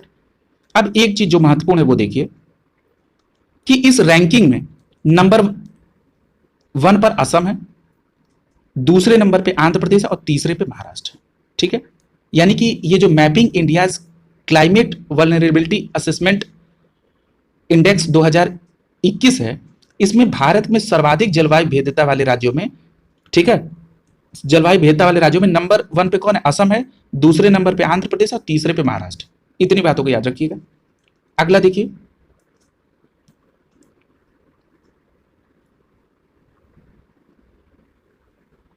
अब ये जिलों की बात कर रहा है, जैसे असम का नौगांव है, फिर उसके बाद तेलंगाना का खम्मान है, तमिलनाडु का चेन्नई है, गजपति नागाराम आंध्र प्रदेश का, संगाली महाराष्ट्र का है। ये सर्वाधिक प्रभावित जलवायु प्रभावित जिले हैं।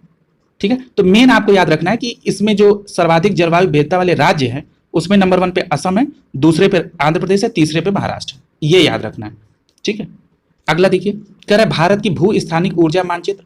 तो याद रखिएगा कि नीति आयोग ने भारत की भू स्थानिक ऊर्जा मानचित्र जो है लॉन्च किया है, और इसमें पारंपरिक बिजली संयंत्रों, तेल और गैस कुओं, पेट्रोलियम रिफाइनरी, कोयला क्षेत्रों आदि के संसाधनों का समग्र तस्वीर प्रदान की गई है। ठीक है, और इसमें नक्शा भारतीय अंतरिक्ष अनुसंधान संगठन इसरो के सहयोग से लिया गया है। यानी इसमें किसका सहयोग है? तो नीति आयोग ने तो इसको जारी किया, इसमें इसरो की मदद ली और भारत के ऊर्जा मंत्रालय की इसमें मदद ली और इसको बनाया। अब इसमें देखिए महत्वपूर्ण क्या है, उस हिसाब से इसको देख लें। तो इसमें कह रहा है कि वही इसी मैटर को लेके कि कैसे हम भू ऊर्जा स्थानिक मानचित्र बनाएं, ये इन्हीं से संबंधित है। और इसमें क्या क्या चीज रहेगी, हम लोगों ने क्या क्या देखा है?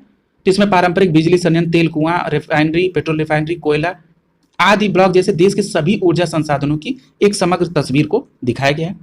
बस ये महत्वपूर्ण है इसमें कि इसमें जो भारत की भू स्थानिक ऊर्जा मानचित्र है किसने जारी किया, तो आपने देखा कि जारी किया किसने, नीति आयोग ने। और मदद किसकी ली, तो इसरो और भारत सरकार के ऊर्जा मंत्रालय की। ठीक है, इतनी बात याद रखना है। अगला है महाराष्ट्र राज्य की वन्य जीव कार्य योजना को मंजूरी देने वाला पहला राज्य। कह रहा है कि राज्य यानी महाराष्ट्र राज्य के वन्य जीव बोर्ड ने 17वीं बैठक में महाराष्ट्र सरकार ने अपनी स्वयं की वन्य जीव कार्य योजना को लागू किया है, मंजूरी दे दी और अगले 10 वर्षों में लागू किया जाएगा। यानी महाराष्ट्र वो राज्य हो गया जो स्वयं की वन्य जीव कार्य योजना को लागू करने वाला ये पहला राज्य है ऐसा। ठीक है, याद रखिएगा। और इसकी घोषणा हो गई और 10 वर्षों में लागू हो जाएगा। अब वन्य जीव के संरक्षण का यह मार्गदर्शक होगा और महाराष्ट्र अपनी स्वयं की वन्य जीव कार्य योजना पारित करने वाला भारत का पहला राज्य होगा, याद रखिएगा। एक बात और याद रखिए कि बोर्ड ने विदर्भ क्षेत्र के चंद्रपुर में ताडोबा अंधारी टाइगर रिजर्व की सीमा को लगभग 79 वर्ग किलोमीटर बढ़ाने की मंजूरी दी। अब देखिए ये 79 किलोमीटर बढ़ेगा वो तो सही है, लेकिन परीक्षा में प्रश्न क्या पूछ सकता है कि ताडोबा अंधारी टाइगर रिजर्व किस राज्य में स्थित है, तो आप बताएंगे महाराष्ट्र के विदर्भ के चंद्रपुर में।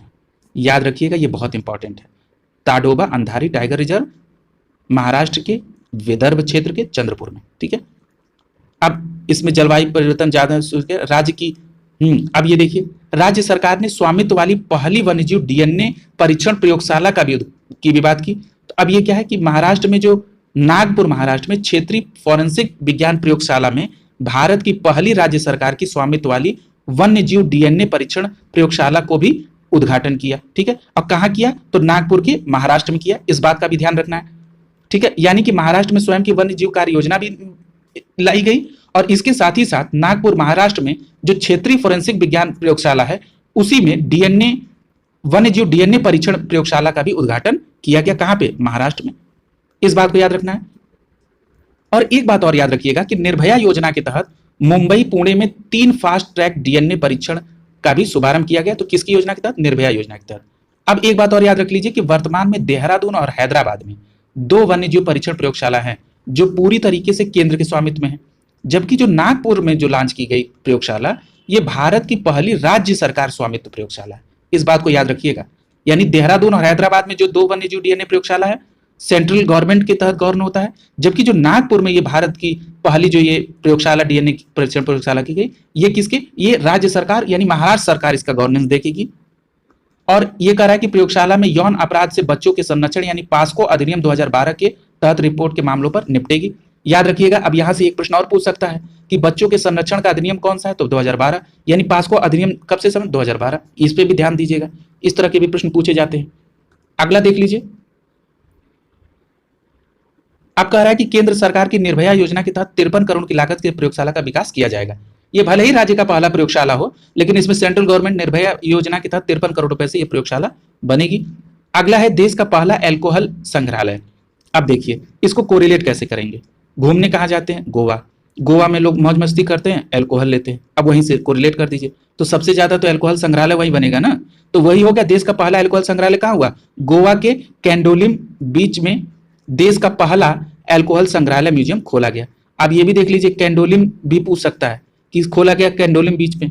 ठीक है, तो ये भी याद रखिएगा कि गोवा के कैंडोलिम बीच में खोला गया। ठीक है, तो ये याद रखना है। और ये संग्रहालय 10 किलोमीटर दूर समुद्र से ये है, तो ये इंपॉर्टेंट नहीं है। इसका नाम क्या रखा गया है, तो ऑल अबाउट एल्कोहल म्यूजियम। यानी ये जो गोवा का यानी देश का जो ये पहला एल्कोहल म्यूजियम है जो गोवा में है कैंडोलिम बीच पे, इसका नाम क्या है, ऑल अबाउट एल्कोहल म्यूजियम है। ठीक है, और ये कह रहा है कि इस बीच में एल्कोहल पेय पदार्थ फेनी के लिए विश्व प्रसिद्ध है। ये जो गोवा का कैंडोलिम बीच है ये एल्कोहल पेय पदार्थ फेनी के लिए बहुत फेमस है और 2016 में फेनी को गोवा का हेरिटेज ड्रिंक घोषित किया जा चुका है। यानी कि इस गोवा एल्कोहल म्यूजियम कैंडोलियम बीच के साथ साथ आपको फेनी एल्कोहल को भी जानना होगा कि 2016 में गोवा ने इसको हेरिटेज ड्रिंक भी घोषित कर रखा है। और एक बात और याद रखिएगा कि 2013 में गोवा के फेनी को जो एल्कोहल ड्रिंक है इसको भौगोलिक संकेतक यानी जीआई टैग भी मिल चुका है।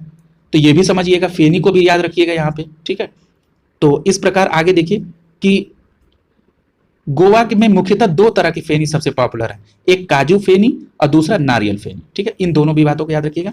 अगला है माउंट हैरियट का नाम माउंट मणिपुर पड़ा। क्या है कि मणिपुर के स्वतंत्रता सेनानियों को श्रद्धांजलि देने के लिए 16 अक्टूबर 2021 को केंद्र सरकार ने अंडमान निकोबार द्वीप समूह में एक द्वीप शिखर पे एक माउंट हैरियट का नाम बदलकर, ठीक है, क्या रखा, माउंट मणिपुर रखा है। फिर से एलेबोरेट कर देते हैं। कह रहा है कि मणिपुर के जो स्वतंत्रता सेनानी थे उनके सम्मान में केंद्र सरकार ने अंडमान निकोबार द्वीप समूह में एक द्वीप शिखर था जिसका नाम क्या था, माउंट हैरियट। यानी माउंट हैरियट कहां पे है, अंडमान निकोबार द्वीप समूह में। उस माउंट हैरियट का नाम बदल के माउंट मणिपुर कर दिया गया। ठीक है, याद रखिएगा इसको। और कह रहा है कि उल्लेखनीय कि मणिपुर राज्य में 1857 की क्रांति, 1891 की एंग्लो मणिपुर युद्ध के दौरान अंग्रेजों के खिलाफ विद्रोह की महत्वपूर्ण भूमिका रही है। ठीक है, इस बात को ध्यान रखना है। और कह रहा है कि इसके अलावा मणिपुर ऐसा राज्य था जिसने आजादी आंदोलन के समय अपना संविधान भी लागू किया था, यह भी बात याद रखिएगा। आगे है कि माउंट हैरियट जो अब माउंट मणिपुर बन गया है, अंडमान निकोबार द्वीप समूह की तीसरी सर्वोच्च चोटी है, यह भी बात याद रखिएगा। ठीक है, अगला है कि यहां पर एंग्लो मणिपुर युद्ध के दौरान मणिपुर के राजा कुलचंद्र ध्वज सिंह 12 अन्य सेनानियों के साथ कैद किया गया था, इसीलिए इसका नाम मणिपुर से कोरिलेट किया गया, क्योंकि यहाँ पे मणिपुर से संबंधित कुछ बातें हुई थी। वो क्या हुई थी, जब एंग्लो मणिपुर युद्ध हुआ तो उसमें मणिपुर के राजा कुलचंद्र ध्वज सिंह ने 22 स्वतंत्रता सेनानियों के साथ यहाँ पर कैद किया गया था। अब उनकी स्मृति को, उनके जज्बे को, उनकी लड़ाई को सलाम करते हुए, ठीक है, इस माउंट हैरियट का नाम बदल के माउंट मणिपुर कर दिया गया। आगे चलिए, कह रहा है कि 7 नए रक्षा सार्वजनिक उपक्रम राष्ट्र को समर्पित कर दिए गए। अब कह रहा है प्रधानमंत्री ने आयुष निर्माण बोर्ड OFB, ठीक है, OFB के विघटन से बने 7 नए सार्वजनिक उपक्रम को राष्ट्र को समर्पित कर दिए गए। अब कह रहा है कि इन 7 कंपनियों का गठन 2 साल पहले हुआ था और ये आयुध निर्माण बोर्ड यानी OFB यानी ऑर्डिनेंस फैक्ट्री बोर्ड, ठीक है, ये 1 अक्टूबर 2021 को प्रभावी तौर पर विघटन बन गया और OFB के अंतर्गत 41 निर्माणी और 9 सहायक निकाय थे। ठीक है, ये महत्वपूर्ण नहीं, बस इतना याद रखिएगा कि 7 नए रक्षा सार्वजनिक उपक्रम मिले। अब देखिए 7 नए जो रक्षा सार्वजनिक उपक्रम मिले उसमें कौन कौन है, तो इसमें है munitions India limited, armed vehicles Nigam limited, advance weapon and equipment India limited, troop comforts limited, Yantra India limited, India Optel limited. ठीक है, अगला क्या है, ग्लाइडर्स इंडिया लिमिटेड। ठीक है, ये 7 जो है नए उपक्रम है। ठीक है, और ये 7 कंपनियां 3 सेवाओं, राज्य पुलिस के साथ साथ केंद्रीय सशस्त्र पुलिस बल के लिए जो पैरासूट है, सेना के आराम के सामान हो, हथियार हो, वाहन हो, गोला बारूद हो, ऑप्टो इलेक्ट्रिकल्स गियर हो, इसका उत्पादन करेगी। ठीक है, ये याद रखना है। अगला देखिए,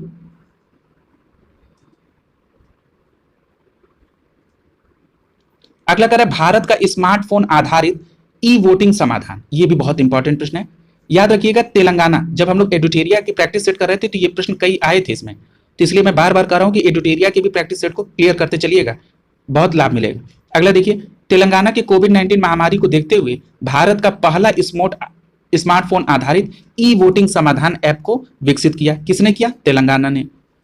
अब देखिए, कह रहा है कि इसके माध्यम से खुले आवेदन पंजीकरण और 20 अक्टूबर से कृत्रिम डमी वोटिंग का के साथ खम्बम जिले में आयोजित किया गया। ठीक है, तो ये खम्बम से संबंधित कर लीजिएगा, इसका ट्रायल किया गया वहां पे और इसमें 2128 लोगों ने हिस्सा लिया। ठीक है, ये याद रखिएगा कि ये जो ई वोटिंग समाधान तेलंगाना राज्य चुनाव आयोग द्वारा किया गया, राज्य के IT विभाग के इमर्जिंग टेक्नोलॉजी विंग और centre for development advance computing CDAC के कार्यान्वयन समर्थन से इसको विकसित किया गया। ठीक है, यानी कि ये जो भारत का पहला स्मार्टफोन आधारित ई वोटिंग समाधान है, ये तेलंगाना राज्य चुनाव आयोग और उस राज्य के IT सेल और centre for development of advance computing यानी सीडैक के तीनों लोगों के सम्मिलित प्रयास से इसको विकसित किया गया है। अब इस ई वोटिंग का पहल का उद्देश्य क्या है कि मतदाताओं के उन वर्ग को मतदान की सुविधा उपलब्ध कराना जिनमें दिव्यांग लोग हों, वरिष्ठ नागरिक हों, ठीक है, या अधिसूचित आवश्यक कार्यवाही में नागरिक हों, या बीमार लोग हों, मतदान कर्मी हों, IT पेशेवर हों, यानी जो किन्हीं कारणों से मतदान में हिस्सा नहीं ले पाते हैं या उनको सुगम नहीं हो पाता है, उनके लिए ये ई वोटिंग का ट्रायल चल रहा है, जो कहाँ पे चल रहा है, तेलंगाना के चुनाव आयोग द्वारा। इस ऐप को विकसित करने में IIT भिलाई के निदेशक प्रोफेसर रजत मूना का बड़ा योगदान है। मूना भारतीय चुनाव आयोग के टेक्निकल एडवाइजर भी है। अब देखिए, इसमें आपने चुनाव आयोग को सम्मिलित कर लिया तेलंगाना के राज्य के, उसके बाद आपने सीडेक को ले लिया, राज्य के आईटी सेल को ले लिया, उसी के साथ साथ आईआईटी भिलाई के निर्देशक भी रजत मूना भी का योगदान है। क्यों? क्योंकि मूना भारतीय चुनाव आयोग के टेक्निकल एडवाइजर भी हैं। ठीक है, इस प्रकार आज का यहाँ पे हम लोग का सेशन कंप्लीट हो जाता है। यानी आज के इस सेशन में हम लोग राष्ट्रीय घटनाक्रम को घटनासार के कंप्लीट कर चुके हैं। आप लोग इसको रिवाइज कर लीजिए। ठीक है, और जिन लोगों ने अभी तक चैनल को सब्सक्राइब नहीं किया है वो चैनल को सब्सक्राइब कर लें, बेल आइकन में ऑल बटन को प्रेस कर लें ताकि समय से नोटिफिकेशन मिल ले। ठीक है,